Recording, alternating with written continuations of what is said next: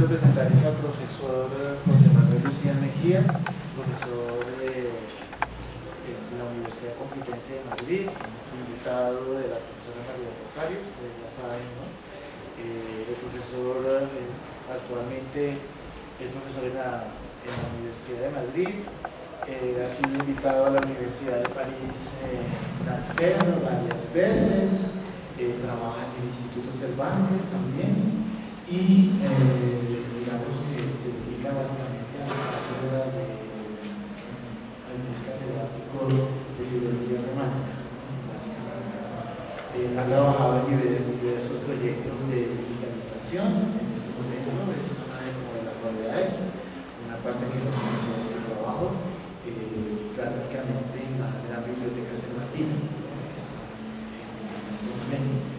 Y ha participado en el desarrollo de una plataforma multimedia para la investigación de Cervantes y su época y una historia de la métrica medieval castellana. Además ha editado traducciones críticas de varios textos de caballería. Ustedes saben que nosotros somos fanáticos de la caballería aquí, entonces los dejo con el profesor así rápidamente para que podamos escuchar. Bienvenido. Muy bien, muchas gracias. Buenos días. No sé si se me escucha casi sin micrófono, ¿no? Sí, mejor vamos a dejar vamos a quitarnos en la medida de lo posible la tecnología, sí.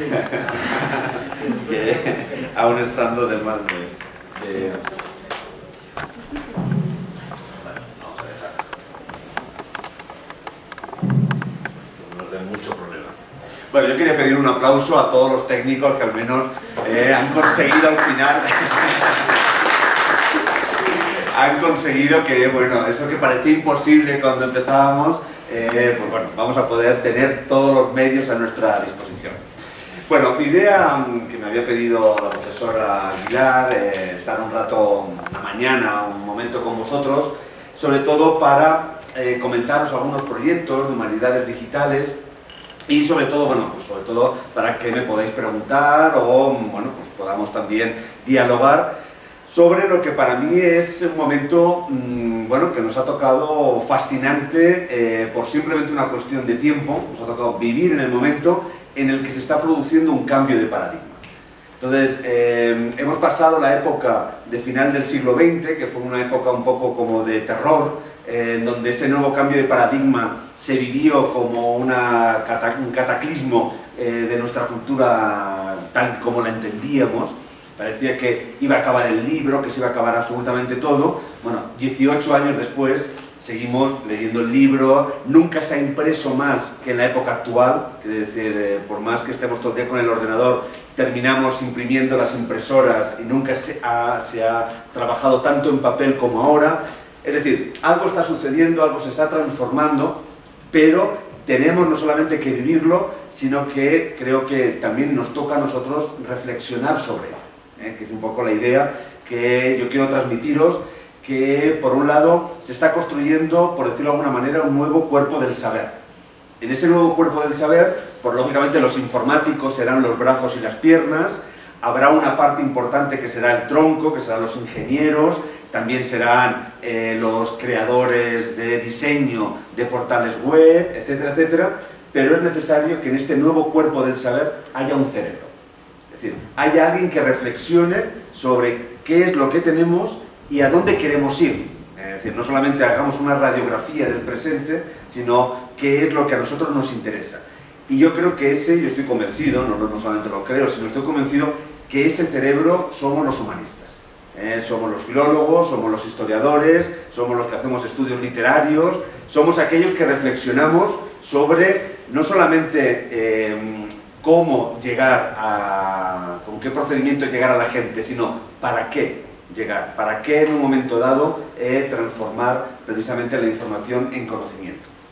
Porque ese, a mi modo de ver, es el gran reto que tenéis vosotros en los próximos años. Es decir, nosotros hemos hecho de puente, nosotros ya a cierta edad estudiamos nada más que con libros nos juntamos y hacemos anécdotas de, ay, ¿te acuerdas cuando hicimos la tesis con la máquina de escribir? Y bueno, y había que poner el papel de calco, y entonces nos reímos, ay, sí, sí, y yo hacía ese truco y tal. Bueno, las historias del abuelo, digamos, nosotros en España decimos el abuelo cebolleta, no sé cómo, si hay una expresión así, el abuelo pesado que siempre te está contando la historia de la mili y de cuando era joven, y no sé si tenéis alguna expresión, algún tipo, o es el historia del abuelo. Nada más, ¿no? Las historias del abuelo. Bueno, nosotros el abuelo cebolleta, o sea, que está continuamente, y claro, ves a los nietos, otra vez la mili, otra vez cuando yo era joven, otra vez tal, ¿no? Bueno, pues eso nos pasa a nosotros, que hemos vivido exclusivamente y hemos accedido a la información y al conocimiento exclusivamente en el mundo analógico, es decir, con libros, con medios mecánicos, y que nos ha tocado vivir en un momento de nuestra vida ese mundo digital en el que ya estamos instalados todos. O sea, aquí no hay un mundo digital para unos y para otros. Pero el paso siguiente, el paso precisamente que será cómo el mundo digital se va a convertir en el único medio precisamente de transmisión del saber, ese os va a tocar a vosotros. Nosotros ya hemos hecho de puente, os hemos dejado, no sé si bien o mal, pero aquí está la realidad, es el mundo actual, y vosotros tenéis que empezar a reflexionar. ¿Qué es lo que dentro de 10 años queréis que sea precisamente, no solamente, para mí el gran reto es cómo conseguimos que la enorme cantidad de información que tenemos hoy accesible y que nos bombardea continuamente, o sea, nunca en nuestra sociedad, ni en cualquier otra sociedad, ni en cualquier otra época, hemos tenido tanto acceso a la información. O sea, somos unos privilegiados en ese sentido. Pero el gran reto es cómo conseguir que esa información, o que gran parte de esa información se convierta en conocimiento. O sea, ese es el paso. Es decir, que no solamente en un momento dado yo pueda tener, y si hacemos cualquier búsqueda en Google, yo pueda tener en décimas de segundo millones casi de portales que me estén tratando un tema, sino cómo conseguir que toda esa información en un momento dado se convierta en algo digno de ser estudiado, de ser recordado, de ser leído. Es decir, que conforme un modelo de sociedad.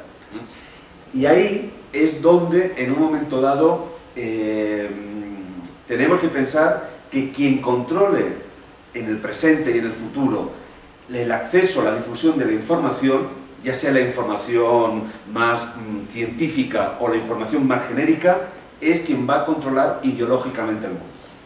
Porque nos tenemos que olvidar que en un momento dado el mundo digital es un mundo democrático. Es lo más antidemocrático que existe. Pero por eso nosotros tenemos que intentar también cambiar de alguna manera las posibilidades. Si vosotros buscáis cualquier información en la red, y seguramente lo hacéis como hacemos todos, uy, Dios mío, se va, no, por favor. Si nosotros buscamos cualquier información, y lógicamente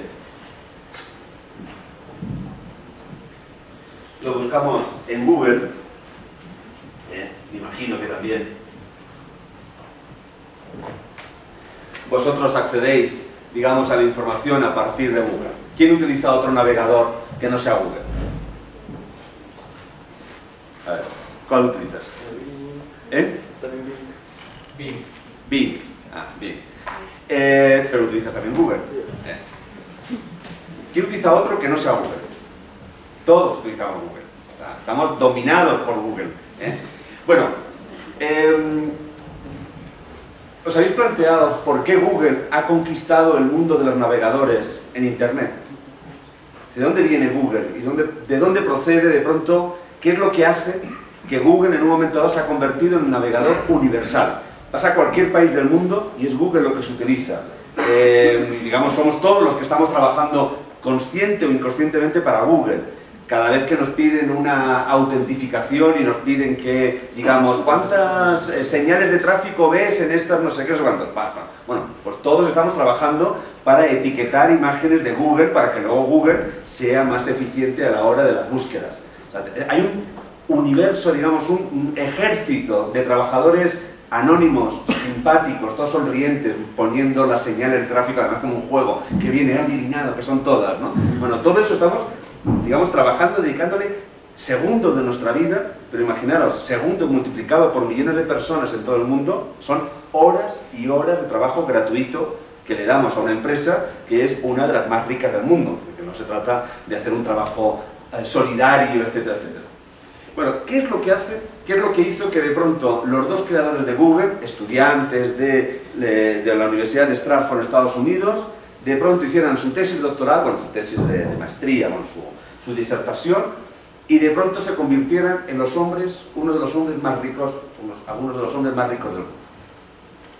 ¿Qué es lo que hace que en un momento dado Google acabó con Yahoo, acabó con todos los navegadores que eran empresas multinacionales que, estamos hablando, Yahoo era una empresa que tenía a lo mejor 10.000 personas en todo el mundo y estaba facturando miles de millones de dólares al año? Y de pronto llegan dos estudiantes, como vosotros, y de pronto dicen, bueno, no me conformo con lo que tengo, quiero ir un poco más allá, quiero dar un paso más adelante, quiero dar un plus, eso que hace que esto que existe puede ser mejorado. Y de pronto ellos incorporan algo al buscador que antes no existía. Bueno, no sé si conocéis, me estoy yendo por otro lado, al final no os voy a dar la charla que quería dar. Me temo que me vais a tener que invitar otra vez. Bueno, seguramente conocéis este portal, que a mí, la verdad que me encanta. A ver si ahora me dejará. Bueno, no sé si conocéis este portal Archive. Es un portal, digamos, ahora vamos a hablar de ese paso de la información al conocimiento, que es lo que me interesa como reflexión de la charla. Pero sobre todo, cómo en un momento dado nos vamos a encontrar con grandes ventajas del nuevo medio, en este caso el nuevo medio digital frente al medio analógico, pero todo tiene como una moneda, todo tiene su cara y su cruz. Una gran ventaja se puede convertir en un gran problema. Por ejemplo, una de las grandes ventajas que tiene Internet, que tiene el mundo digital, no Internet, sino la tecnología digital, es algo que habíamos perdido en el mundo de la escritura. Es decir, nosotros hablamos siempre, bueno, nos habrán contado en clase y no voy a hacer el rollo otra vez, del paso de la oralidad a la escritura en el siglo IX antes de Cristo, los griegos, luego el cuarto es cuando ya se impone la escritura sobre la oralidad como un medio de transmisión del saber, siglo IV antes de Cristo. Bueno, desde el siglo IV antes de Cristo hemos perdido algo que la escritura es contraria a esto que yo estoy haciendo todavía, que es un discurso oral, que es la actualización. En un discurso oral yo puedo actualizar lo que estoy diciendo, yo tengo una idea ahora mismo de lo que quería contaros, pero estoy actualizando el discurso de acuerdo a qué, a lógicamente el auditorio en el que yo estoy ahora exponiendo este texto oral que yo estoy creando a medida que voy hablando. Pero es que yo también, en un momento dado, en el mundo digital, yo puedo escribir una determinada noticia o un determinado dato y yo puedo actualizarlo casi al instante, porque me he equivocado. Incluso nosotros, historia del abuelo Cebolleta, nosotros cuando antes escribíamos a máquina, lo escribíamos a mano, lo corregíamos y solamente la última versión la pasabas al ordenador, la pasabas a la máquina, porque claro, si te equivocabas, tenías que volver otra vez a copiar todo, absolutamente todo el texto.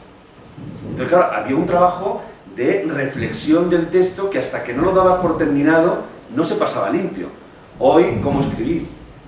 Pues como todo, pum, pum, pum, pum, pum, pum, vas escribiendo y de pronto dices, bueno, ahora copio, ahora cambio, ahora no sé qué, ahora no sé cuántos, ahora actualizo, porque hay tanta facilidad de actualización que para qué voy en un momento dado a estar continuamente escribiendo, poniendo anotaciones, lo hago continuamente. Bueno, la actualización es una de las grandes ventajas que ha incorporado el mundo digital precisamente a la apariencia de este mundo, digamos, de este mundo escrito, que es precisamente lo que aparece en las pantallas o aparece en los portales, etcétera, etcétera. Claro, ¿qué sucede? La actualización es la cara, la cruz es la conservación. Porque si yo actualizo algo, de pronto, en un momento de imaginaros, yo hago un libro y luego una segunda edición, hago una tercera edición, una cuarta, es decir, yo puedo actualizar en el mundo analógico. Pero no importa, yo tengo la cuarta edición que está actualizada, pero siempre tengo una primera edición. Siempre tengo un ejemplar que yo puedo ver, por ejemplo, qué es lo que ha cambiado el autor, por qué en un momento dado ha cambiado su pensamiento, qué es lo que en una obra literaria ha modificado ese autor pasado el tiempo a la hora de escribir. Por ejemplo, uno de los ejemplos más maravillosos, más sistemáticos, es Borges. Borges, por ejemplo, la poesía de Borges, desde Fervor de Buenos Aires hasta las obras completas de los años 70, él cada vez que saca una nueva edición va transformando el texto. ¿Y qué es lo que va haciendo? Lo va haciendo cada vez más universal. Todos los lunfardos, todos los materiales que son más característicos de Buenos Aires, que están en Fervor de Buenos Aires, la primera edición, las va transformando. ¿Qué sucede? Yo puedo hacer ahora un trabajo que se llama de crítica genética, de ver cómo el autor va cambiando su pensamiento literario a partir de la transformación de los textos. Imaginaros qué pasa si eso mismo lo hubiera hecho Borges con un ordenador. O sea, hubiéramos perdido las diferentes versiones, entonces hay un problema. Bueno, a ese problema, pues hay gente que le da soluciones, que es un poco lo que yo, que es lo que os toca a vosotros. No quedaros como espectadores de lo que está sucediendo, sino pensar qué es lo que queréis y qué solución le podéis dar. Bueno, la solución es, archivemos, hagamos un programa para que vaya recolectando todas las páginas web, precisamente, y hace el gran archivo. Una empresa, en este caso Archive, que ha estado vendiendo ese servicio a muchos gobiernos, y estamos hablando de un servicio que pueden ser 5, 6, 7 o 10 millones de euros o de dólares al año por recolectarte todo. Por ejemplo, imaginaros, yo tengo que recolectarte todas las páginas web que terminan en e.es, o sea, todas las páginas web en España, de pronto yo te las recolecto, y eso va a costar 10 millones de euros. Entonces el gobierno español paga 10 millones de euros a esta empresa para que le haga un trabajo que realmente es un trabajo que hoy en día ya lo está haciendo la Biblioteca Nacional, etcétera, etcétera. Bueno, pues gracias a eso existe este maravilloso que es la máquina del tiempo. Entonces vosotros podéis poner una dirección web que queráis, en este caso, por ejemplo, Google, y entonces, bueno, poner la dirección, por ejemplo, es muy divertido, si queréis, por ejemplo, cuál es la primera portal de la Universidad Nacional. Entonces también os dais cuenta de cómo nos gustaba en un momento de los años 90, bueno, sobre todo a principios del siglo XXI, nos gustaban los colorines, ¿verdad? De pronto vivíamos en un mundo de blanco y negro, que era todo negro sobre blanco, y de pronto podíamos poner colorines, o podíamos poner una cosa que nos encantó a partir de 2002-2003, que eran elementos que se movían. Entonces nos encantaba de pronto que apareciera alguien en la pantalla saludando, hola, ¿qué tal? O algo maravilloso que era un mundo que daba vuelta. Claro, llegaba un momento en el que al final estabas viendo el ordenador y claro, se te iba, como podéis imaginaros, toda la atención se te iba a donde hay movimiento, es decir, no a donde están las cosas estáticas, ¿no? Y hoy en día eso todo se ha quitado, ¿no? Bueno, esto va lento, pero bueno, ahí está, he puesto más. Además, esto va lento, si no. Ahí. Por favor.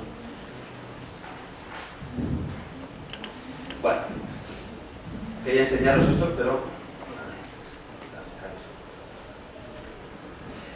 lo que me interesaba sobre todo era ese plus que os estaba contando de Google, porque es, digamos, para mí el elemento que os tiene que servir como, digamos, ¿cómo se pasa de esa información a conocimiento?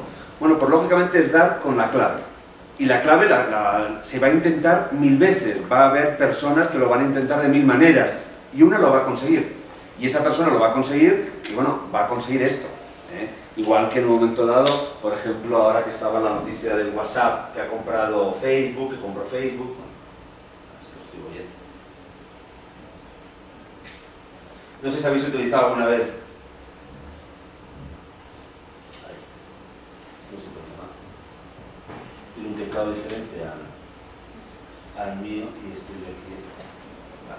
Bueno, ¿qué es lo que hace que Facebook gane a Yahoo a todos? ¿Cómo funciona Facebook? Bueno, pues lo que, digamos, le va a incorporar un plus. Antes de Facebook, antes de Google, el único algoritmo que utilizaba para, digamos, llegar a la información era precisamente el que coincidieran tu búsqueda con la presencia de esa misma búsqueda, de esos mismos caracteres matemáticos, efectivamente, que están detrás del lenguaje digital, con el contenido de un determinado portal. Tú ponías Quijote, y y entonces te devolvía todos los lugares en donde aparecía Quijote. Da lo mismo que ese Quijote fuera obra literaria, fuera personaje, fuera zapatería, fuera una cafetería, fuera un membrillo, fuera un producto natural. Si coincidía Quijote con Quijote, la máquina decía, adelante. Entonces, ¿qué sucedía? Que tú tenías que hacer luego una labor, precisamente como lector, de estar buscando en esas páginas, que en donde las primeras pues eran casi siempre comerciales, y luego encontrabas ya la obra literaria, encontrabas el personaje, etcétera, etcétera. Bueno, ahora sí le pongo los puntos. ¿Dónde están los puntos? Aquí y aquí. Que lo veáis. Bueno.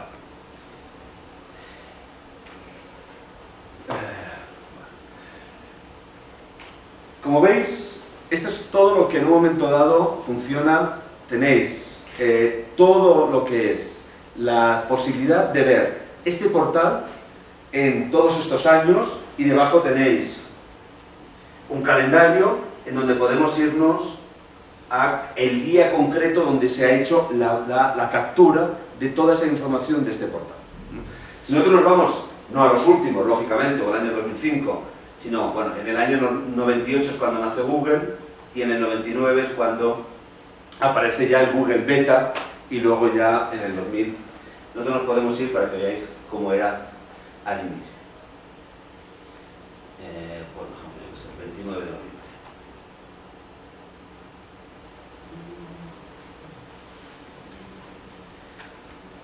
Bueno, entonces, ¿qué es lo que en un momento dado hicieron estos? No me vale que precisamente hay un problema. Yo tengo un enorme acceso a la información. Tengo cientos de páginas en donde muchas de ellas no me están dando el resultado que quiere precisamente el lector. Y este es Google. Una de las primeras formas de Google. Como veis, no ha cambiado nada. Una de las cosas que tenía un problema de que tenía Google es que no tenía dinero para diseñador. Y entonces decidieron que porque no tenían dinero para diseñar, en el año 98, 99, bueno, esto es la cosa del gobierno. Ay, bueno, de la vida imposible, ya no miro más, no miréis. Ya está, no me interesa, ya miráis, vale. Bueno, lo que me interesa es que de pronto en un momento dado, estos dos chavales dijeron, ¿qué es lo que necesitamos? Incorporar a la cantidad, es decir, a encontrar ese algoritmo idéntico en otros portales, necesito incorporar la calidad. Es decir, necesito incorporar que los mejores resultados estén, digamos, autorizados de una manera automática, y que estén en las primeras posiciones de búsqueda, porque al final lo que va a hacer el lector, lo que vamos a hacer los usuarios, es no ir a un portal en donde luego tú tienes que estar 10 minutos buscando la información, sino precisamente ir a un portal en donde automáticamente la información sea casi automática. Cuando empezó Google, empezaron los buscadores, se hablaba de las 40 primeras entradas como 40 primeras entradas visibles. Es decir, si tú estabas buscando una información, llegabas hasta 40 ítems para buscar lo que realmente te interesaba. Eso en el año 2000, 2001, 2002, o sea, nos pegábamos el trabajo de decir, bueno, más o menos, hasta que ya llegaba un momento de decir, no, hago otra búsqueda, afino un poquito más, porque realmente no estoy encontrando lo que quiero. Hoy en día, los últimos estudios en Estados Unidos hablan de 5 o 6 entradas. Si tú en las 5 primeras 6 entradas, que casi son las que te salen en la pantalla inicial, no encuentras lo que quieres, no sigues buscando, no bajas más abajo. O sea, lo que haces es, haces otra búsqueda, afinas o digamos, te vuelves otra vez en la búsqueda, pero no buscas en esa cantidad enorme de información. Entonces, claro, todo eso hay que ajustar. ¿Qué es lo que hizo Google? Dijo, voy a incorporar la calidad. ¿Cómo incorporo la calidad de una manera automática? Pues necesito un algoritmo. O sea, no puedo tener a personas trabajando, que es lo que nosotros hacíamos en su momento, que eran los directorios. O sea, tú contratabas una serie de personas que sabían de un tema y te buscaban información sobre ese tema, que te la colocaban en un directorio de manera organizada, y tú sabías que ibas a ese lugar y todo lo que había de literatura medieval era importante porque había una persona que lo había estado buscando. Pero claro, si esos temas los tienes que buscar en todos, imagínate el ejército, imaginaros el ejército que había que tener. Hay que tener un algoritmo. ¿Cuál fue el algoritmo? De pronto dijeron, bueno, si yo tengo en un momento dado un portal que tiene información, pero un portal en donde esa información es positiva, es autorizada, es importante, la gente la tiene en cuenta. ¿Cuál es el elemento que yo voy a tener en cuenta para poder sumar al algoritmo de la cantidad? Precisamente la cantidad de enlaces que tenga a otro portal. Es decir, si yo estoy hablando del Quijote y enlazo a un portal que habla del Quijote, yo, que sé del tema, estoy diciéndote que ese portal ya tiene, digamos, una autoridad que tú no tienes que evaluar, porque la estoy evaluando yo como, precisamente, usuario del tema que me interesa. Entonces, solamente incorporando ese algoritmo, que fue el algoritmo precisamente de la cantidad de enlaces, y dentro de la cantidad de enlaces, los enlaces de centros académicos, es lo que hizo que automáticamente Google se convirtiera en el buscador más utilizado, y los que hemos vivido los que hemos vivido de estar trabajando con Yahoo, a un día alguien nos dijo, oye, ¿tú no utilizas una cosa nueva que ha salido, que es Google? Y lo empezamos a utilizar y ya no dejamos de utilizarlo, que vivimos esa época de transición. De pronto, ese cambio es fundamental. Bueno, pues eso es lo que hicieron precisamente estos dos estudiantes. O sea, de pronto plantearon, no me quiero quedar con lo que tengo. El problema fue Yahoo. Los estudiantes fueron a venderle la empresa, porque claro, en ese momento lo que se trataba era de crear una empresa y de venderla al mejor postor. Y fueron a Yahoo y le dijeron, tenemos la posibilidad de mejorar tu programa con un algoritmo nuevo que hemos inventado, que ha funcionado muy bien. Ellos lo hicieron, imaginaros, para la búsqueda de libros en la biblioteca. Ellos, digamos, trabajaron exclusivamente con ese corpus. Tenemos este algoritmo.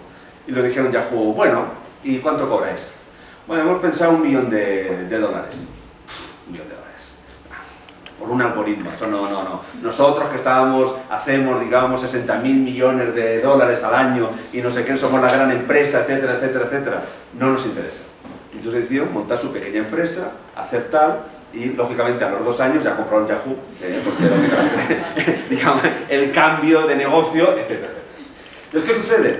Que si vosotros preguntáis cualquier cosa en Google, y es lo que os decía, a lo que quería también ir, que se ha convertido en una herramienta imprescindible, pero también una herramienta en ese sentido que tenemos que trabajar con ella de una manera crítica, porque no es una herramienta transparente, no nos está ofreciendo la información tal y como aparece en la red, nos está ofreciendo la información tal y como aparece que una empresa de Estados Unidos quiere que aparezca en la red. Y entonces, lamentablemente, vivimos en un mundo globalizado, en un mundo en donde parece que el mundo digital es un mundo completamente universal, pero no se nos tiene que olvidar que estamos hablando de empresas de Estados Unidos que tienen también unos intereses económicos muy concretos y en el que además a Google, a los señores Google, como al señor Facebook, como al señor, bueno, a la WhatsApp no, porque también forma parte del señor Facebook, etcétera, etcétera, no les interesa ni la información ni el conocimiento, les interesa el dinero. Entonces, lamentablemente estamos hablando de una tecnología en donde al final son también elementos económicos fundamentales. Entonces, si nosotros preguntamos cualquier cosa en Google, ¿qué es lo primero que aparece? Wikipedia. ¿Por qué? Porque Wikipedia es una de las empresas que al final terminó Google comprando, precisamente, y forma parte del emporio de Google. Porque de la misma manera ellos, los dueños de Google, aprendieron muy bien. Cualquier empresa, por pequeña que sea, que pueda estar en un momento dado haciéndonos competencia, lo primero que hay que hacer es comprarla. Pidiendo lo que pidan, porque aunque pidan poco o pidan muchísimo en el momento, siempre va a ser mucho menor que si terminan creciendo y al final terminan haciéndole la competencia.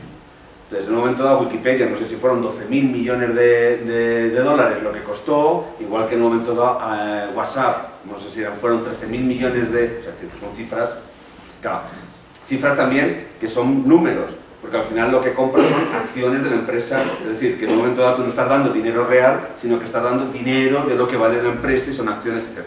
Pero bueno, lo que me interesa es que en un momento dado, imaginaros, dependiendo de lo que aparece en el Quijote, si ponemos libros de caballerías o si ponemos cualquier tema que nos pueda interesar, va a aparecer Wikipedia.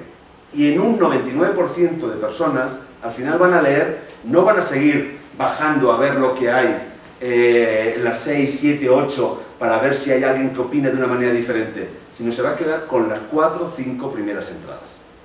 De tal manera que, en un momento dado, nosotros podemos estar aparentemente con este portal, no sé si habéis utilizado, si sois editores de Wikipedia, si no solamente sois usuarios, sino también incluís información.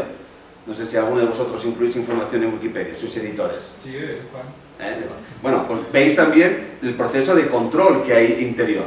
Pero claro, es un proceso de control completamente también, digamos, manipulable. Porque al final, quienes más meten información, al margen de la categoría, calidad que tengan, son los que tienen más posibilidad de censurar en un momento dado la información de los demás. Con lo que el uso puede terminar siendo también un elemento, en este caso en Wikipedia, que trastoca el contenido. Entonces, nosotros en un momento dado nos tenemos que plantear, bueno, pues que a lo mejor estos elementos, como por ejemplo Wikipedia, no tienen que ser algo que desde la academia miramos como con rechazo. No, es que no tienen calidad, no, es una cosa que no tiene. No, es el lugar en donde el 90% de la gente llega a la información.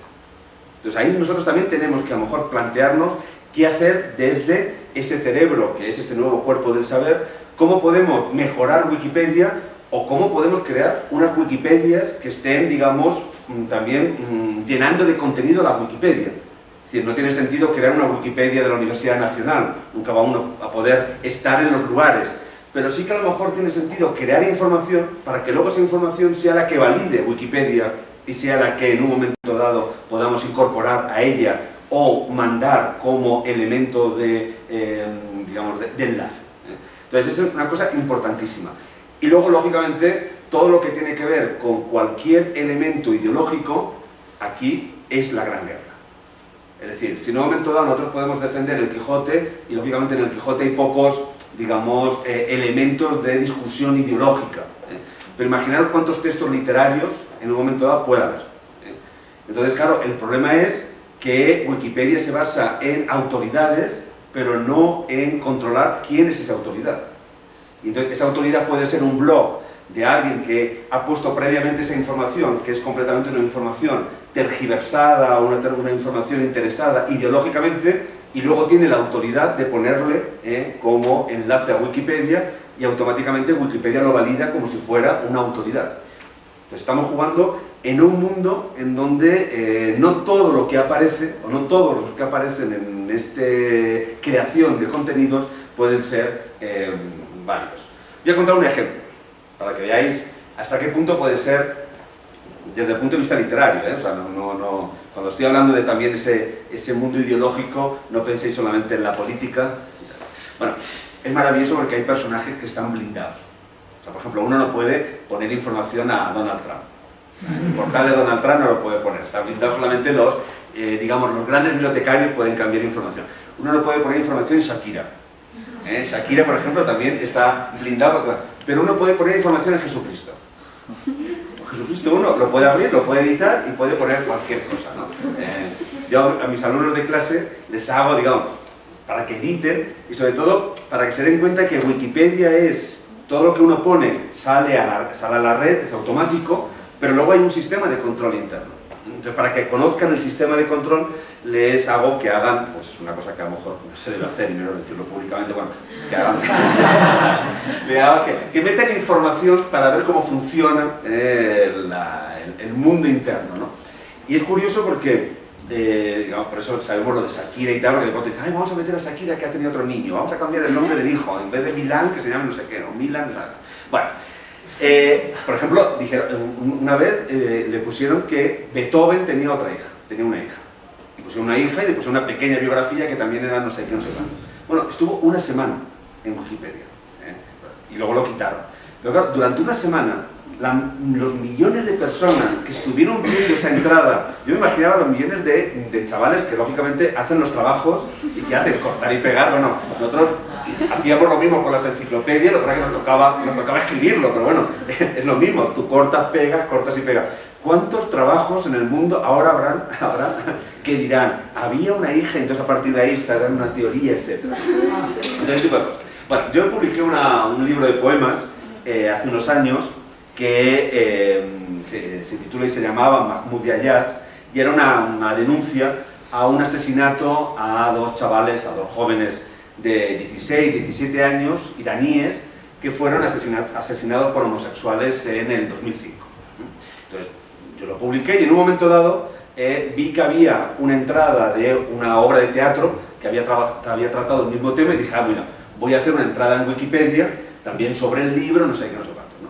Entonces yo ponía, bueno, según Amnistía Internacional, pues porque había un informe, tal, y este libro está basado en los datos de Amnistía Internacional.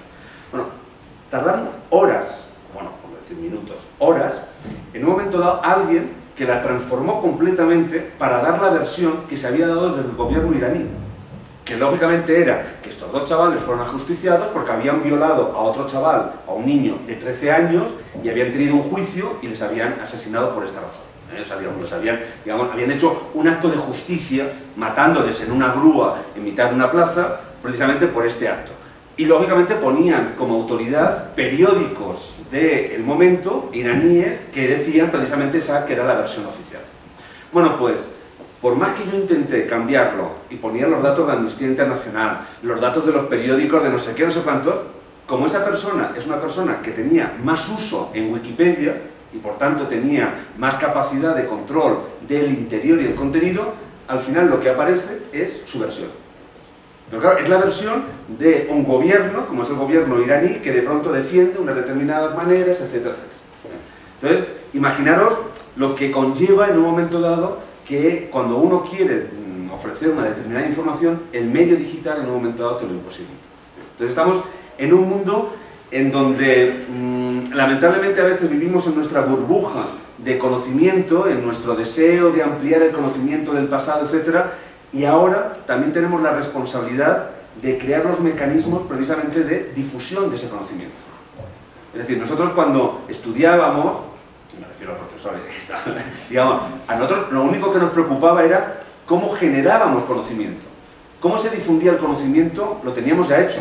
Un congreso, una revista, un libro. Es decir, los mecanismos establecidos desde la academia o desde el mundo, digamos, de la sociedad para que el conocimiento llegara a ellos, ya lo teníamos hecho. No teníamos absolutamente nada que imaginarnos ni hacer. Y en cambio a vosotros os toca no solamente investigar, no solamente conocer mejor el pasado, no solamente conocer mejor el presente, no solamente, digamos, de alguna manera generar conocimiento, sino también controlar los medios de su difusión. Que eso es lo que va a hacer que en un momento dado ese conocimiento, esa enorme información que recibe precisamente, como os decía, cualquier visitante de Internet, se convierta en conocimiento. Entonces, ¿qué conocimiento es el que nosotros queremos hacer? Que queremos transmitir. ¿A quién queremos llegar? ¿Cómo queremos hacerlo? Entonces, en ese sentido, quería traeros, digamos, el gran cambio que se ha producido en el mundo digital. Bueno, hace unos... Digamos, en este gran cambio de paradigma, en estos grandes cambios de transformación de nuestro mundo, lógicamente, como necesitamos comprender qué es lo que está sucediendo, entonces al final nos valemos de metáforas. O sea, las metáforas nos sirven en un momento dado para concretar en una determinada expresión, en un determinado sintagma, toda una parte de conocimiento que se nos está escapando de las manos. Bueno, seguramente habéis oído, incluso utilizáis la expresión de nativos digitales e inmigrantes digitales. Es decir, nosotros, por ejemplo, a una determinada edad, nosotros somos inmigrantes digitales. Hemos vivido en un territorio analógico, hemos recibido toda nuestra formación en el mundo analógico, ha surgido el mundo digital que se ha impuesto en el mundo cotidiano y de pronto hemos pasado a ser, digamos, inmigrantes, hemos tenido que trasladarnos de territorio. En cambio, los nativos digitales, que sois la mayoría de vosotros, habéis vivido ya desde niños en un mundo digital, con acceso a los medios digitales, etcétera, etcétera. No sé si habéis utilizado o utilizáis esta metáfora. Un poco para intentar entender lo que está sucediendo y, digamos, la gran también a veces, por un lado, imposibilidad de comunicación por generaciones. ¿Qué pasa con los maestros? ¿Qué pasa con los padres? Etcétera, etcétera. No sé, ¿la habéis utilizado? ¿La conocéis? Sí, a ver, ¿quién? Más que se utiliza es como la idea de los millennials. Entonces, los millennials son los que ya tuvieron todos los medios digitales y los que no eran. Claro. No. Sí, pero bueno, eso es ahora, eso ha sido en los últimos años. Porque esta metáfora nace en el 2001. O sea, yo también lo que quiero es que seáis conscientes del enorme cambio que hemos vivido y que estamos viviendo, ¿no? Y ahora los millennials, digamos, sería otra fase más, igual que los influencers, youtubers, etcétera, etcétera, que también estamos viviendo, pero hace 2 años ahora, es decir, que antes ni existía. Bueno, esta metáfora tiene un autor, que es Mark Prensi, y lo hace precisamente en un artículo científico que publica en Estados Unidos para intentar explicar por qué en los últimos años del siglo XX el fracaso escolar, la tasa de fracaso escolar en niños de Estados Unidos crece exponencialmente. O sea, cuando se dan cuenta que en el año 1996, en el 97, en el 98, el 99, de pronto la tasa de fracaso escolar en Estados Unidos va creciendo y no hay ninguna explicación, digamos, por decirlo de alguna manera, estructural, coyuntural. Se estudiaba de la misma manera antes del 96 y después del 96. Y Mark Prensi plantea precisamente que el gran problema es que hay una incomunicación en las aulas. Que en un momento dado el profesor, que es... estamos hablando, claro, de Estados Unidos en los años 96, 97, 98, 99, en aquella época esos niños ya son nativos digitales. Es decir, han nacido con el mundo digital, se comunican con lo que tiene de medios el mundo digital y de pronto los profesores siguen todavía con el libro, el dictado, las formas tradicionales de enseñanza y hay una completa incomunicación. Entonces luego dice, bueno, una cosa es precisamente el nativo y otra cosa es lógicamente el inmigrante, que por mucho que quiere en un momento dado adaptarse al mundo digital, pues lógicamente termina fracasando porque intenta copiar las mismas cosas que hace en el mundo analógico con el mundo digital. Si recibe un correo en el ordenador, pues intenta abrirlo de la misma manera que abre un correo cuando recibe una carta, o si en un momento dice, bueno, tengo que tricotear o tengo que hacer tal, pues al final pues termina haciéndolo con el ordenador de la misma manera, etc. Un fracaso es lo que hay. Pero en realidad, lo que me interesaba como reflexión es que hoy en día, incluso ya queda desfasada y ya vamos teniendo, tenemos que olvidarnos de esa idea de nativos e inmigrantes, es decir, tenemos que olvidarnos de una idea de territorios. Si os dais cuenta, cuando en el 2001, y os acordáis cuando empezaba la charla, decía, bueno, hubo una época en donde veíamos como un gran enfrentamiento entre el libro analógico, el libro electrónico, etc., siempre estábamos hablando, si os dais cuenta, inconscientemente de territorios. Un territorio analógico, que sería el territorio antiguo, el territorio en donde ya no da soluciones al presente ni al futuro, un territorio que está completamente baldío, frente a un territorio digital que se planteaba como un territorio del paraíso, en donde todas las soluciones iban a estar allí, en donde realmente la persona que había tenido la suerte de nacer en ese territorio y en ese momento no tenía todas las ventajas. Era como el primer mundo, el segundo, el tercero. O sea, estábamos metiendo nuestra estructura del siglo XX y del siglo XIX en una estructura que lógicamente nada tiene que ver, que es la estructura digital. Entonces nos tenemos que olvidar de que hay territorios, de que está el territorio analógico y el territorio digital, de que estamos viviendo en una transformación, una revolución. Estamos viviendo en un mundo de cambio, en un mundo digamos, de evolución. Y ahí por eso me parece mucho más adecuada hablar precisamente de esta metáfora. Hablar de residentes digitales y de visitantes digitales. Y ahí sí que es verdad que cada vez los residentes están, digamos, aprovechando, utilizando medios cada vez más nuevos, ¿no? ¿Qué es un residente digital? Aquel que puede y hace toda su vida alrededor del mundo digital, en que se comunica en el mundo digital, que accede a la información desde el mundo digital, que realiza casi todas sus operaciones personales, pero también profesionales desde el mundo digital, que tiene sus cuentas en redes sociales, que tiene todos sus, digamos, los vídeos, las fotos, etcétera, etcétera. Y el visitante digital es aquel que tiene un dominio más o menos de esas herramientas y las utiliza de una manera esporádica. Da lo mismo la edad. Nos podemos encontrar con residentes digitales que tienen 80 años. No sé si habéis tenido la experiencia de a vuestra madre, a vuestro padre, o a vuestra tía, o a vuestro abuelo, haber cometido el error de darle el WhatsApp y haber permitido en un momento dado que te pueda mandar el WhatsApp. Eso que era, ay hijo mío, pónmelo, que no sé qué es eso, que todo el mundo habla, y bueno, te levantas por la mañana y tienes ya 10 WhatsApp, las 10 no sé qué que en el mundo, me acabo de levantar, me voy a acostar, el mundo feliz, no sé qué, bueno, son verdaderos residentes digitales y a lo mejor tienen una edad que lógicamente no pensaríamos en nada.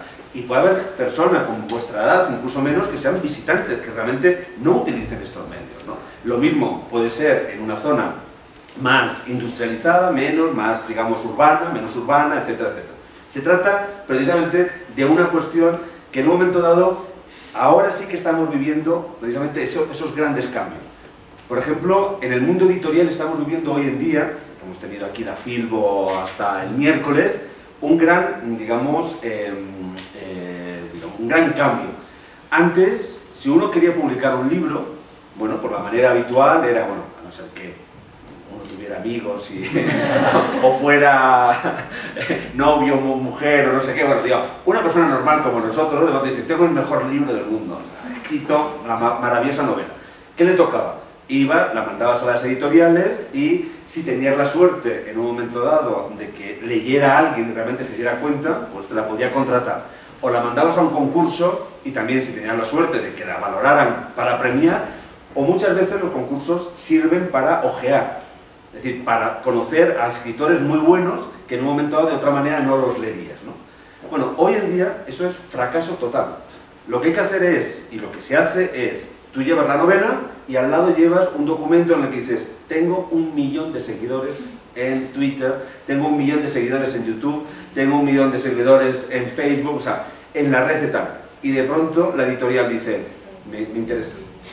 Porque lógicamente si tiene 1 millón de seguidores, solamente la publicidad la va a hacer absolutamente él con sus redes. Y si solamente un 10 o un 15 o un 20% lo compran, ya tengo aseguradas las ventas necesarias para que esto sea un negocio. Bueno, y eso lo que está haciendo es que incluso al revés, muchos youtubers que en un momento dado tienen su portal y maravillosos, etcétera, de pronto reciben una llamada de la editorial, Random House, Planeta, las grandes editoriales le dicen, oye, te contratamos un libro, con estos derechos, no sé qué, no sé cuánto, y digo, oye, yo nunca hubiera escrito un libro. Bueno, tampoco falta que lo escribas. Ya, te lo escribimos, lo que necesitamos es un nombre, no sé qué, no sé cuánto. Y están cambiando completamente el mercado editorial. Completamente. ¿Qué es lo que va a quedar de todos estos autores? Pues lamentablemente lo tendremos que ver en el futuro. O sea, porque a nosotros, a mí por lo menos me parece una moda transitoria que no creo que tenga mucho desarrollo, pero yo soy muy malo como visionario, es decir, mi bola mágica la verdad que tiene interferencias de todo tipo y muchas veces he dicho, no, esto no va a tener ningún éxito. Ay, ha sido el éxito total.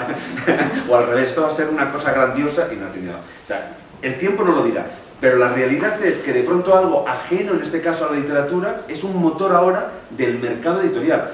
Y si vosotros vais a la Feria del Libro y os encontráis a cualquier youtuber, hay verdaderas colas kilométricas para que le firmen el libro y puedes tener al lado al escritor de culto, a ese escritor maravilloso que de pronto dices, ¿cómo es posible que le voy a poder estar respirando el mismo aire, me va a echar incluso el mismo aliento, no sé qué? Bueno, está muy conveniente, pero bueno, los fans somos así, no nos importa nada, ¿no? Y no tiene a nadie, y de pronto tiene a 10 personas y dices, ¿cómo es posible? Bueno, pues eso es también unos efectos que tiene que ver, ¿no? Bueno, pues todo eso es lo que, digamos, cambió precisamente en algo fundamental que, bueno, que es precisamente en lo que es hoy el mundo digital. Es decir, el gran cambio que para mí es el punto de partida que os dejamos, es decir, para mí es el punto de partida, lo que nosotros recibimos fue esto. Es decir, nosotros recibimos máquinas, nosotros recibimos los cachivaches, nosotros recibimos la tecnología, nosotros recibimos esa idea de decir, ay, estamos conectados. Y bueno, no os puedo contar las aventuras cuando decíamos, ay, voy a mandar un email. Bueno, el fax para nosotros era mágico. O sea, que tú podías meter un papelito en una máquina y en cientos de kilómetros, miles, aparecía otro papelito con la misma. Decía, eso es magia. Bueno, eso hoy en día, ¿quién manda un fax? Que es, bueno, es la cosa más antigua, es realmente algo retro. Y bueno, bueno, eso es lo que nosotros hemos recibido, la informática, la tecnología, el ser capaces de conectarnos todos. Es decir, que eso es, en el fondo, Internet. Internet es tener la tecnología necesaria para que las máquinas puedan comunicarse entre ellas. Estas máquinas especiales que son los ordenadores. Por eso en 1983, y estamos hablando de fechas que muchas veces pensar en la bibliografía que utilizáis para los trabajos. De pronto, pues un libro en el 83 es un libro que puede ser todavía hoy válido en sus, digamos, planteamientos teóricos, incluso prácticos. Bueno, pues lógicamente nada tiene que ver el mundo digital y el mundo informático del 83 con hoy. Bueno, sabéis, la revista Time, que tiene desde 1926, establece cuál es el hombre o la persona del año, ya le llaman la persona del año, es decir, aquella persona que ha sido fundamental en el año anterior, por sus decisiones, por su... bueno, no tiene que ser positivo. O sea, por ejemplo, Hitler fue la persona del año, en un momento dado, Stalin fue persona del año, o sea, y en este caso por también algunos elementos negativos, pero fueron fundamentales. Donald Trump ha sido persona del año, no, difícil encontrarle alguna cosa, aunque digamos, seguramente sea su capacidad sexual, que a lo mejor es lo único que digamos, puede demostrar una eficiencia mundial, ¿no? Pero ha sido, porque lógicamente las decisiones que ha tomado han sido importantes para el resto del mundo. Bueno, pues la primera vez que aparece una máquina, no el hombre o la persona del año, va a ser en el año 1983. Precisamente va a ser la máquina del año. O sea, lo que en el año piensan tanto los redactores de Time como cada vez más los usuarios, los lectores del Time, que es la más. Pero si os dais cuenta qué distancia.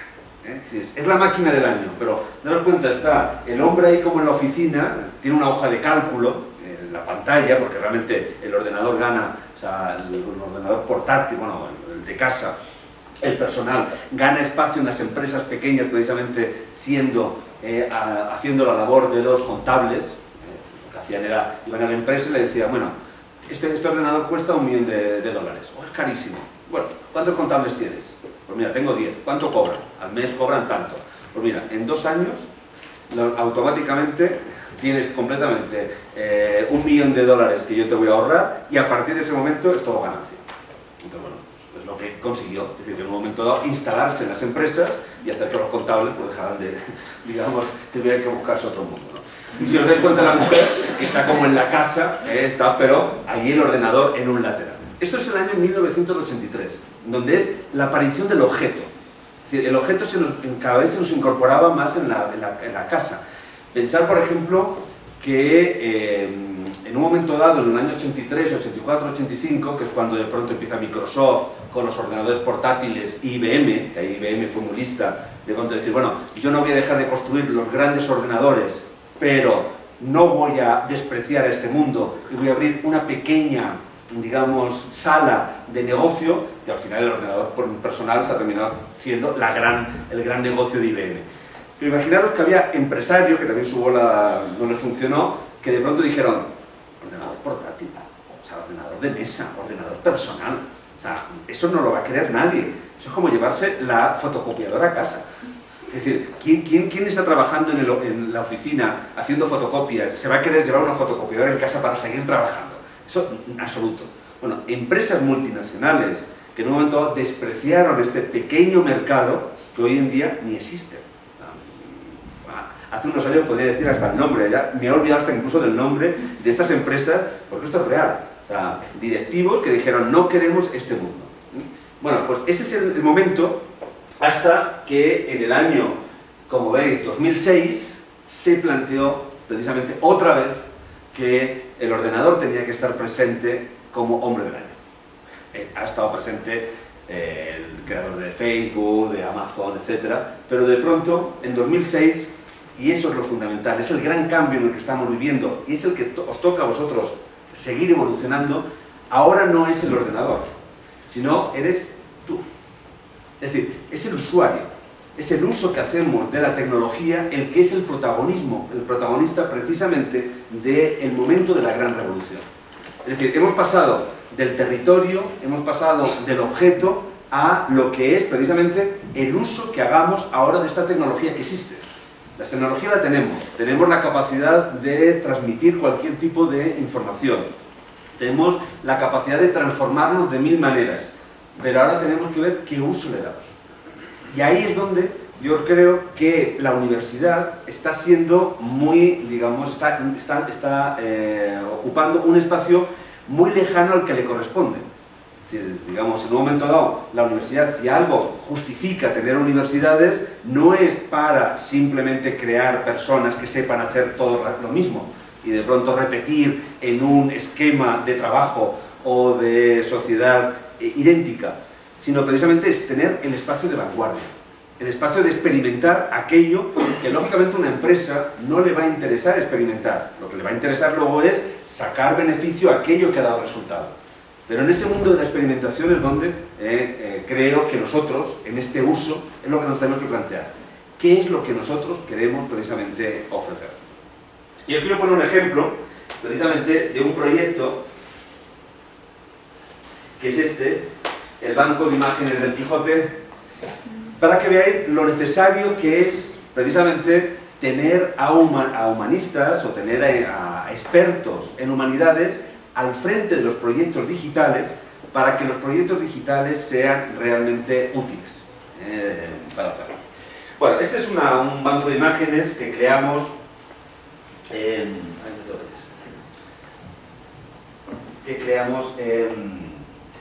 lo tenéis aquí, bueno, si ponéis banco de imágenes de...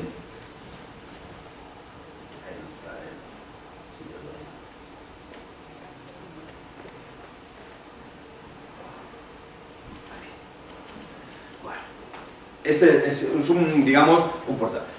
¿Cuál es una de las grandes ventajas? Como os decía antes, una de las grandes ventajas de Internet es la actualización. Bueno, uno de los grandes problemas es cómo conservar aquello que previamente, o aquello que ha sido actualizado. Bueno, pues para eso hay que crear los mecanismos. Por ejemplo, está todavía por inventar, por descubrir, no por descubrir, porque no existe, o sea, está por crear todavía un modelo de edición digital. Pero un modelo de edición digital en donde no solamente ofrezcamos información, que eso ya existe, es decir, ya para eso no hay más mérito, sino un modelo en donde se deje constancia precisamente de todos los cambios que se han hecho. Wikipedia, si vosotros os metéis, efectivamente tiene una cosa también muy buena, que es que deja constancia de todos los cambios que se hacen en una determinada entrada. Entonces yo puedo, en un momento dado, hacer el historial, yo puedo ver una entrada y ver cómo se creó, quién ha ido cambiándolo, qué es lo que ha ido cambiando, o sea, yo puedo ir viéndolo todo eso. Bueno, pues eso incorporado a un tipo de edición, de un texto antiguo, de un texto moderno, que puedas difundir el saber en determinada, digamos, en un estándar, todavía está por hacer. Y el día que alguien, que puede ser alguno de vosotros, descubra, no más que descubra, perdona, invente, crea, dé la vuelta a crear estos estándares de edición, os garantizo que tendréis, digamos, la honra y la fama de todos nosotros y por donde paséis estaremos reverenciando, digamos, tal, pero que incluso podéis conseguir dinero. Es más complicado, pero aquí hay, digamos, hay dinero. Pensar, por ejemplo, en los blogs. El blog, que fue también todo un movimiento que ha ido evolucionando y, bueno, ya ha ido casi perdiendo fuelle, pero el blog en los años 2004, 2003, 2004, 2005 tuvo el gran auge y la gran expansión precisamente porque debajo había unos modelos estandarizados que tú simplemente decías, bueno, elijo este modelo y me pongo a escribir. O sea, yo no tengo que saber nada absolutamente de informática porque no me interesa ni de diseño, porque eso ya me lo dan hecho. Entonces, ese es el elemento en un momento dado que tenemos nosotros que ofrecer, ¿no? Bueno, este es un portal que creamos, que quería enseñaros en el año 2005. Bueno, lo creamos para el 2005, para la celebración del centenario, el cuarto centenario de la publicación de la primera parte del Quijote. Es un portal que empieza en el 2002 a pensarse y tal. Una de las cosas que nos obliga el mundo informático, que es también muy bueno para el mundo de las humanidades, es que nos obliga a sistematizar. A que todos tengamos que utilizar los mismos parámetros, los mismos elementos, las mismas frases, los mismos conceptos, etcétera, etcétera. Es decir, y eso nos obliga muchas veces a tener que tomar decisiones de, en un momento dado, esto tiene que ser así, y se estandariza de esta manera. No forma parte de nuestra vida, el alfabeto es un estándar, es decir, se ha decidido que eso es así y es así. El incunable como concepto, es decir, todos los libros impresos hasta el 31 de diciembre del año 1500, pues es un estándar, es decir, alguien decidió que eso era así y todos lo hemos aceptado, o sea, no hay ningún problema en nuestro mundo, digamos, de humanidades. pero tenemos que acostumbrarnos precisamente a estandarizar. Ya veréis ahora por qué es importante. Y en segundo lugar, nos tenemos que empezar a acostumbrar a algo que la universidad tampoco nos potencia y nos permite, que es hacer trabajos en equipo. Es decir, lamentablemente, nosotros estamos siempre evaluados, y todos vosotros también vais a estar, o lo estáis ya, evaluados con criterios de ciencias experimentales, es decir, grupos de trabajo, etcétera, etcétera. Digamos, por ejemplo, soy catedrático de la Complutense, digamos, me encantaría ser catedrático de química. Pero claro, yo llegaría y te diría, tú haces esto, tú esto, tú esto, tú más, tú vete al laboratorio, tú vete allí 10 horas a hacer este experimento, tal, luego me traes los resultados. Ah, bien, vamos por buen camino, tú sigue haciendo tal, tal. Claro, es maravilloso, porque claro, así se trabaja, digamos, desde un trabajo en equipo, en donde tienes que tener también personas con diferentes cualidades y diferentes destrezas o conocimientos. Bueno, el mundo digital nos obliga a que nosotros tenemos que, como os digo, mantener ese cuerpo del saber. Entonces, lamentablemente, en ese cuerpo del saber, de pronto nos encontramos siempre en las reuniones, que no sé si habéis tenido alguna experiencia de trabajar con informáticos o con ingenieros, con informáticos, y es siempre lo mismo. Claro, uno llega a la reunión de informático y entonces le ves situado en su cúspide del saber, entonces dice, bueno, yo es que sé todo esto, yo esto todo lo domino, etc. Bueno, ¿tú quién eres? O sea, no, yo soy el director del proyecto. Ah, bueno, vale, venga, tú, vale, muy bien, ya hablaré contigo, porque aquí lo importante está. Entonces, porque en un fondo, nosotros yo no tengo por qué saber programación para en un momento dado hacer una base de datos, qué base de datos está aquí detrás, etcétera, etcétera. Yo tengo el conocimiento para decir, esto es lo que yo quiero que salga en este proyecto. Y entonces, es maravilloso porque las primeras reuniones son como de enfrentamiento, esto no se puede hacer, esto no se puede hacer, esto es imposible, y poco a poco también el informático te empieza a entrar porque es un reto. Porque de pronto también es decir, bueno, ahora esto nunca lo había hecho, y bueno, ¿y por qué no podríamos hacerlo de esta otra manera, no? Entonces, digamos, hay maravillas como la siguiente. Voy a poner un ejemplo maravilloso. Ay, bueno, no sé si me va a dejar. Bueno, hay un portal, que era un ejemplo, una anécdota, pero bueno, divertida, que es el Quijote Interactivo. Si tenéis Flash 9 lo podéis ver, que también es el otro gran hándicap. Digamos, la actualización lo que conlleva es que estamos actualizando los programas y al final nos encontramos la imposibilidad luego de acceder a los contenidos, porque si no tenemos actualizado el programa, o imaginaros qué hago yo con mi disquete de 5 1/4, ese se podía doblar, o que incluso con mi disquete 3,5, que tengo un montón de cantidades de disquetes, ¿qué hago cuando voy al ordenador y no hay ninguna ranurita en donde ya puedo meter ningún tipo de disquete? O sea, hay una serie de problemas. Bueno, pues, no sé si me dejarán, si podemos. Bueno, entonces, debí instalar el este, no te importa. Bueno, si lo dejan, no sé. Bueno, la cuestión es que es un Quijote interactivo. Si metéis Quijote Interactivo Biblioteca Nacional de España, es un Quijote, o sea, es una edición, digamos, facsímil de la primera edición del Quijote, que existe un ejemplar en la Biblioteca Nacional. Es un proyecto de digitalización que tiene Telefónica y que en un momento dado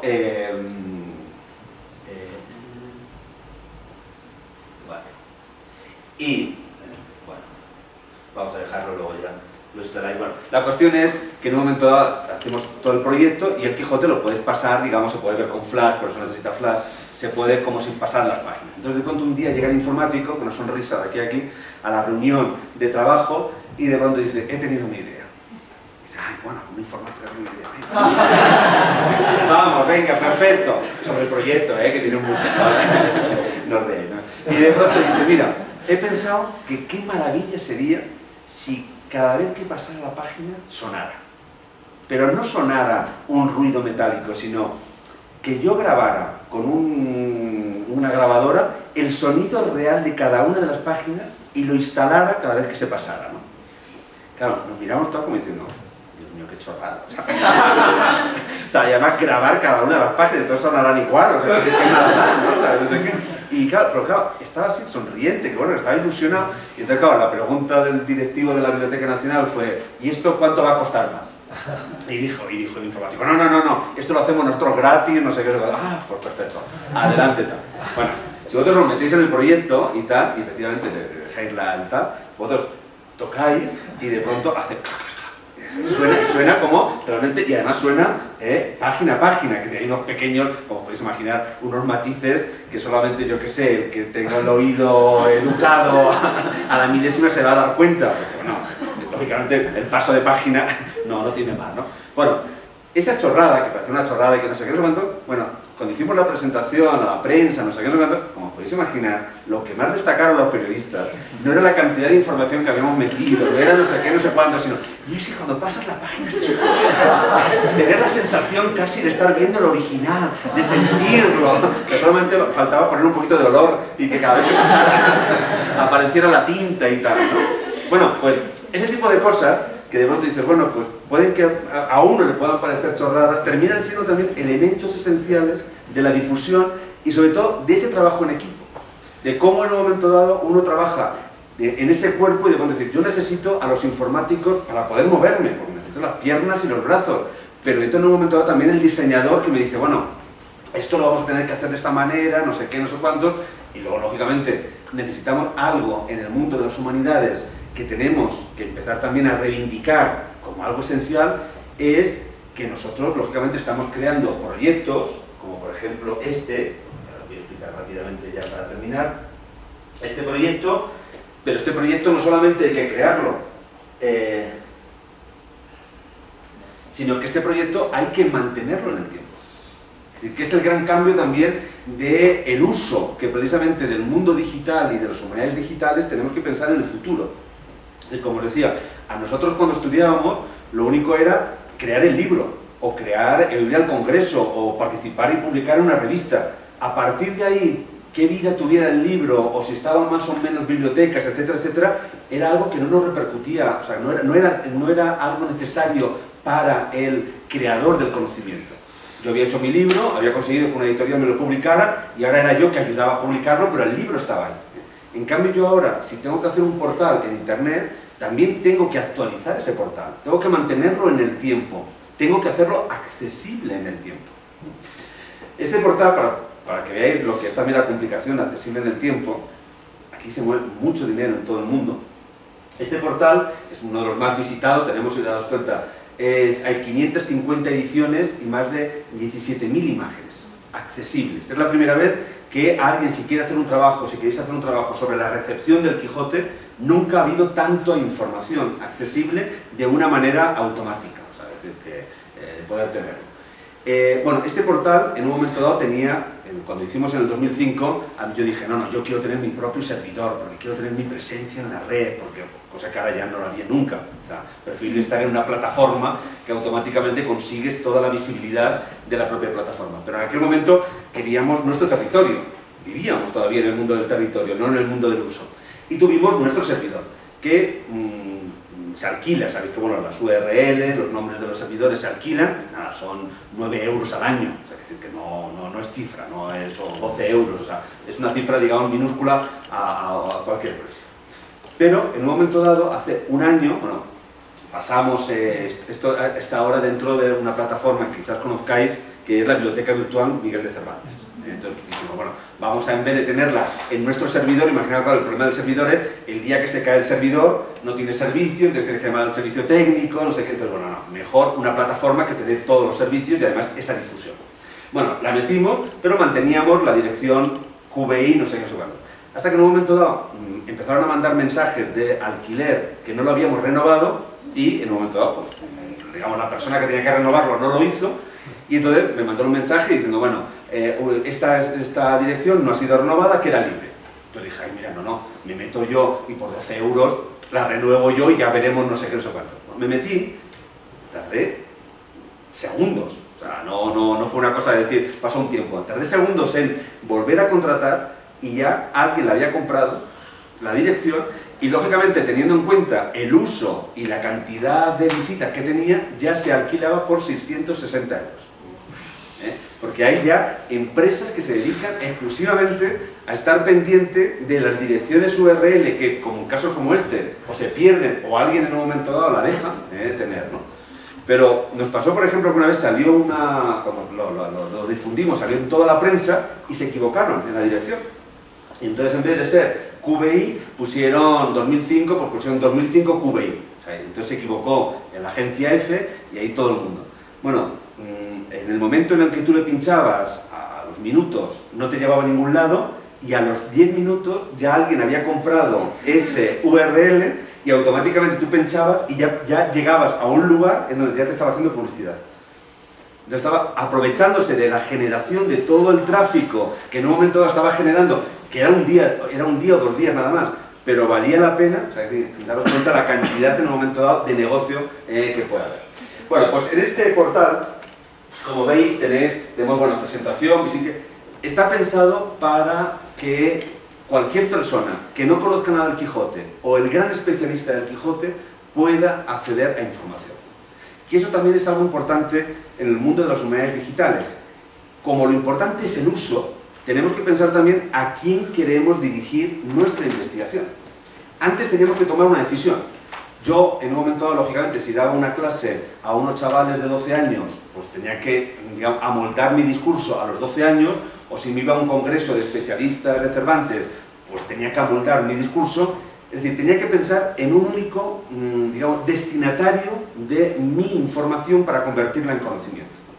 Ahora, yo, con el mundo digital, puedo decidir diferentes puertas de entrada. Puedo tener desde la persona que no sabe nada,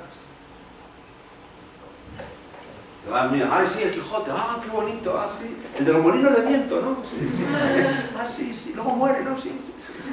Ha habido el Quijote, no sabe nada, las 4 cosas de no sé qué. Bueno, pues yo no sé nada y en un momento dado puedo decir, bueno, pues esto es un índice de diferentes personajes y de pronto decir, pues, me quiero ir a algo que temas especiales, pues no. Me quiero ir a El Caballero de los Espejos. Bueno, pues en El Caballero de los Espejos, que no tengo ni idea de lo que es, de pronto me voy a encontrar ya 212 imágenes del Caballero de los Espejos, daos cuenta, en pocos segundos. Todo esto antes, imaginaos, tendríamos que ir a la biblioteca, encontrar la edición, sacar la edición, muchas de ellas ediciones antiguas, por tanto restringidas, lógicamente nada de hacer fotografías, nada de fotocopias, hacer un resumen, aparece un caballero, ahora las tengo aquí. De tal manera que yo, si pincho en ellas, por ejemplo, esta es la más antigua, 1650, ahora me va a pedir que le dé permiso.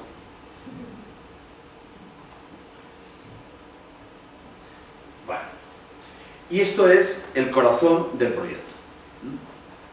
Ahora va a aparecer la imagen, ahí va a aparecer, pero lo importante no es haber hecho accesible la información. Esto, digamos, fotografiar imágenes, ir a una biblioteca y catalogar en lo básico, digamos, en los datos bibliográficos, casi lo puede hacer cualquiera. Es decir, de pronto dice, bueno, pues si es una edición de 1650, ya la tengo catalogada, etc. ¿Qué es lo que realmente hace que este portal sea uno de los más visitados que hay sobre el mundo cervantino en la red y que precisamente haya sido el motor para muchas tesis doctorales? Es decir, esto es información que hemos conseguido convertirla en conocimiento. Bueno, pues además de los datos, digamos, más técnicos, dibujantes, etcétera, etcétera, y tenerlo accesible, y lógicamente ya la accesibilidad es un elemento esencial, vosotros vais a trabajar, vais a investigar con una capacidad de accesibilidad a la información que nunca hubiéramos soñado. O sea, la cantidad de documentos, de libros, de artículos que tenéis en vuestro ordenador con una conexión a Internet es el sueño de cualquier investigador hace 20 años. Es decir, que teníamos que irnos a tal biblioteca, encontrar la revista tal para luego fotocopiar el artículo tal. Y ahora simplemente con un clic tenéis un PDF que lo tenéis ya en vuestro ordenador. O sea, lo que se ha hecho de accesibilidad es enorme. Pero lógicamente no nos podemos quedar solamente con esa información, la accesibilidad. ¿Cómo convertirla en conocimiento? Pues precisamente es lo que tenéis en la parte de arriba, eso que pone episodio, título, y luego la parte, digamos, temas. Episodio, título, temas, ahí es la labor precisamente del filólogo, en este caso del estudioso del Quijote, que de esta imagen no solamente nos está dando una descripción, sino que nosotros tuvimos que dividir el Quijote en episodios, en aventuras. digamos, en lo que es en marcos temáticos, en unidades temáticas. Y dentro de cada aventura, porque claro, la aventura puede ser esta, combate entre Don Quijote y el Caballero del Bosque. Pero dentro de la aventura hay diferentes momentos que pueden ser ilustrados. Entonces, dentro de cada unidad temática, teníamos que hacer subunidades temáticas de cada uno de esos momentos. Y luego, para poder encontrar los detalles concretos, teníamos esos temas, que es los objetos concretos que se pueden encontrar, para luego poder recuperar Rocinante o poder recuperar cada uno de los elementos que aparecen. Claro, toda esa labor es una labor que lógicamente no se puede hacer, primero, cada persona por su cuenta. Tuvimos que sistematizar todo el proceso. Porque lógicamente si yo hubiera puesto combate entre Don Quijote y el Caballero del Bosque, y en cambio en otro lugar hubiera puesto combate entre el Quijote y el Caballero del Bosque, para el ordenador ya son dos unidades temáticas completamente distintas.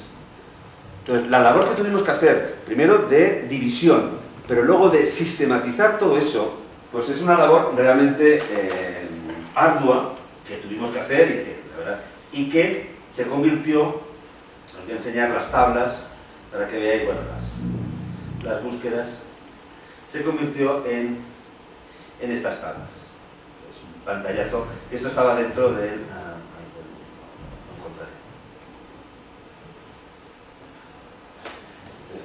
Tuvimos que hacer, y estas tablas están en la base del proyecto, que luego lo que hacía el catalogador, lo único que hacía era pinchar en cada uno de esos elementos. ¿Para qué? Para etiquetar esas imágenes, porque la imagen necesita tener contenido para poder luego utilizar la gran herramienta, que es lo que hace que toda la información de Internet se convierta en conocimiento, que es la recuperabilidad. Ese es el gran, digamos, el gran reto que tenéis precisamente en el futuro. ¿Cómo yo consigo recuperar de una manera científica la información que existe en la red? ¿Cómo consigo que toda esa información se convierta en conocimiento y que pueda interesar a cada uno con intenciones diferentes, en cada momento diferente, en lugares del mundo diferente? Entonces, bueno, tuvimos aquí, como veis, capítulo, y tenemos, bueno, historia de Grisostro y Marcela. Bueno, pues cada uno de la división que podía tener en eso que llamamos títulos dentro de cada una de esas unidades temáticas. Bueno, lógicamente, solamente un filólogo, una persona de estudios literarios, una persona que conozca el Quijote y que lo haya estudiado, puede hacer este corazón, que es, digamos, el elemento que al final le da sentido de conocimiento a este portal. Esto no lo puede hacer un informático, no lo puede hacer un becario, no lo puede hacer alguien, digamos, que en un momento dado dice, bueno, no tengo ni idea, me pongo a leer y me pongo a hacerlo. No. Entonces, ahí es donde nosotros creo que tenemos que reivindicar, como os decía al principio, nuestra posición de liderazgo en los proyectos, precisamente de humanidades digitales. Todo puede estar muy bien, pero lógicamente puede estar muy bien técnicamente, puede estar muy bien informáticamente, puede estar muy bien de presencia y de diseño, puede estar muy bien de accesibilidad, puede estar muy bien tal, pero si falta el contenido, falta precisamente que detrás de ese proyecto haya personas que sepan de lo que se está hablando, todo lo demás es al final digamos, un castillo en el aire, es algo que no tiene ningún uso científico. Y lamentablemente hay muchos portales en Internet que son magníficos desde un punto de vista técnico, pero que son nefastos desde un punto de vista del contenido. Con lo que, lógicamente, yo, si quiero pedir luego una estadística de un uso de una determinada palabra, un determinado sintagma, etc., realmente luego no voy a poder utilizarlo científicamente esos resultados, porque no hay una base científica a la hora de hacer el proyecto. Por eso, digamos, nosotros tenemos, yo creo que, bueno, y sobre todo, como os digo, yo ya voy lanzando, digamos, el testigo a vosotros, a las nuevas generaciones, tenéis la obligación de pensar qué es lo que estáis utilizando, qué herramientas digitales son las que estáis utilizando y sobre todo plantearos cuáles son las que queréis utilizar. No quedaros simplemente en decir, bueno, esto está así, pero bueno, habría que mejorarlo. No. ¿Cómo habría que mejorarlo? ¿Por qué habría que mejorarlo? ¿Cuáles son los elementos esenciales que vosotros os están faltando como usuarios? Porque al final vosotros sois los usuarios más especializados para ser capaces de ser los creadores más eficientes de los nuevos proyectos. Y eso es lo que os toca. no esperar precisamente a que llegue el futuro, sino precisamente a inventarlo. Muchas gracias.